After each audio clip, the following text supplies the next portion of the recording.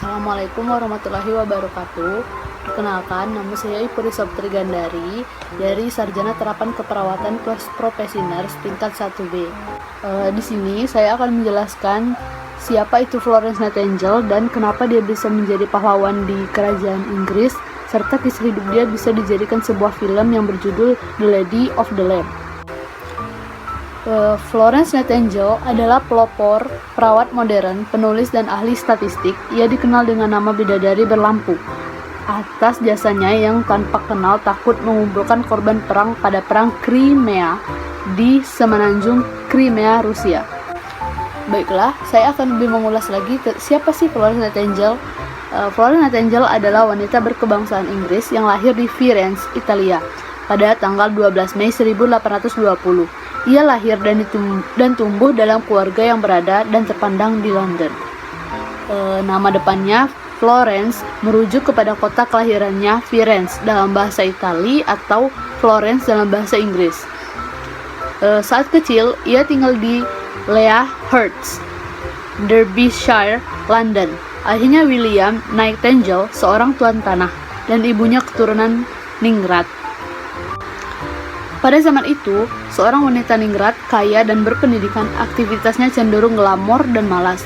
Namun, Florence remaja tidak begitu.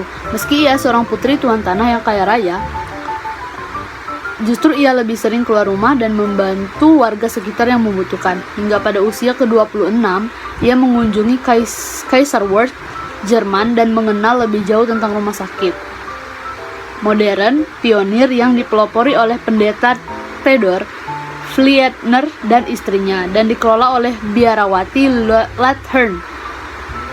Di sinilah titik balik hidupnya. Ia mulai jatuh cinta dengan kegiatan sosial keperawatan karena terpesona dan dengan komitmen yang ia lihat pada keperawatan yang masa itu masih dipandang sebelah mata oleh masyarakat. Akhirnya, meski ditentang keluarga, ia memberanikan diri untuk mengikuti pelatihan di rumah sakit Kaiserwerth, Jerman. Lalu, pada 12 Agustus 1853, Florence kembali ke Inggris dan mendapat pekerjaan sebagai pengawas bagian keperawatan di Institute for the Care of Sick Gentlewomen, sebuah rumah sakit kecil yang terletak di Upper Harley Street, London. Posisi yang ia tekuni hingga bulan Oktober 1854, setahun setelahnya. Setelah kembalinya ia ke Inggris, berkobarlah peperangan di semenanjung Crimea. Tentara Inggris bersama tentara Prancis berhadapan dengan tentara Rusia. Banyak prajurit yang gugur dalam pertempuran. Namun yang lebih menyedihkan lagi adalah tidak adanya perawat untuk para prajurit yang sakit dan luka-luka. Sampai akhirnya wartawan harian Time menulis tulisan bertajuk, "Apakah Inggris tidak memiliki wanita yang mau mengabdikan dirinya dalam melakukan pekerjaan kemanusiaan yang mulia ini?" Florence memutuskan secepatnya berangkat ke Crimea untuk membantu tentara-tentara Inggris. Dengan menggunakan pengaruh politiknya sebagai wanita bangsawan, Florence dan teman-teman sejawatnya dengan mudah mendapatkan izin untuk berangkat ke Crimea. Sesampainya di sana, Florence melihat bahwa penyakit dan tingginya angka kematian tentara Inggris adalah karena higienitas yang buruk. Karena itu, Florence menginstruksikan agar barak tentara dan bangsa rumah sakit harus benar-benar dibersihkan. Sinar matahari dan udara segar juga harus dapat masuk dalam hitungan bulan. Angka kematian tentara Inggris menurun drastis. Florence adalah pencetus higienitas dan sterilitas di rumah sakit, dan metodenya ini sampai sekarang masih dipakai oleh rumah sakit di seluruh dunia. Florence Nightingale mendokumentasikan hasil dari perawatannya selama perang Crimea dan menggunakan sebagai dasar intervensi selanjutnya. Wadham Smith 1951. Melalui pekerjaannya ini, Florence Nightingale telah meletakkan dasar dari praktik berbasis bukti modern.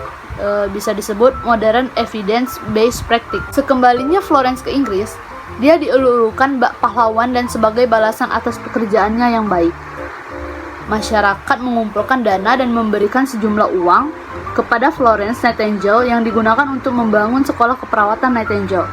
Bisa sering disebut Nightingale School of Nursing di rumah sakit Thomas London. Berkat perjuangan dan kegigihannya dalam dunia keperawatan, dia dianugerahi gelar pahlawan oleh kerajaan Inggris. Bahkan banyak sekolah keperawatan di dunia masih menceritakan kisah hidup Florence saat upacara Capping Day setiap tahunnya.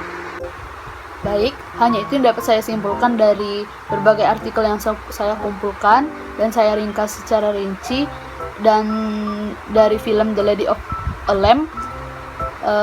Lebih dan kurang saya mohon maaf. Wabillahi taufiq wal hidayah. Wassalamualaikum warahmatullahi wabarakatuh.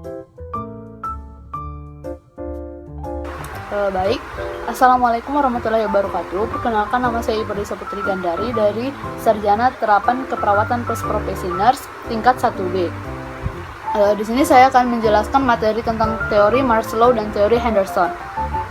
Yang pertama saya akan menjelaskan tentang teori Maslow. Hierarki kebutuhan manusia yang dikemukakan oleh Maslow adalah teori yang paling sering digunakan di kalangan keperawatan. Pada tahun 1970, Maslow mengungkapkan bahwa terdapat 5 hierarki kebutuhan dasar manusia. Yang pertama, kebutuhan fisiologis. Yang kedua, kebutuhan keselamatan dan keamanan. Yang ketiga, kebutuhan dicintai dan mencintai. Dan keempat, kebutuhan harga diri. Serta yang kelima, kebutuhan aktualisasi diri. Dan 5 kebutuhan tersebut didorong dengan 2 kekuatan. Yang pertama, motivasi kekurangan, dan kedua, motivasi pertumbuhan. Baik, lalu ada teori yang kedua, yaitu teori Henderson. Henderson mengenalkan karyanya untuk sebagai sumber yang memuatnya menyadari perlunya memperjelas tentang fungsi keperawatan. Nama dari karyanya adalah Textbook of the Principle and Practice of Nursing. Yang penulis aslinya perawat dari Kanada yang bernama Bertha Hermer.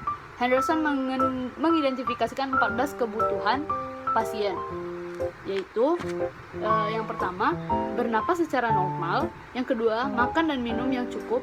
Yang ketiga, membuang kotoran tubuh. Yang keempat, bergerak menjaga posisi yang diinginkan. Yang kelima, tidur dan istirahat. Yang keenam, memilih pakaian yang sesuai. Yang ketujuh, menjaga suhu badan. Yang kedelapan, menjaga tubuh tetap bersih. Yang kesembilan, menghindari dari bahaya. Yang ke-10 berkomunikasi dengan orang lain.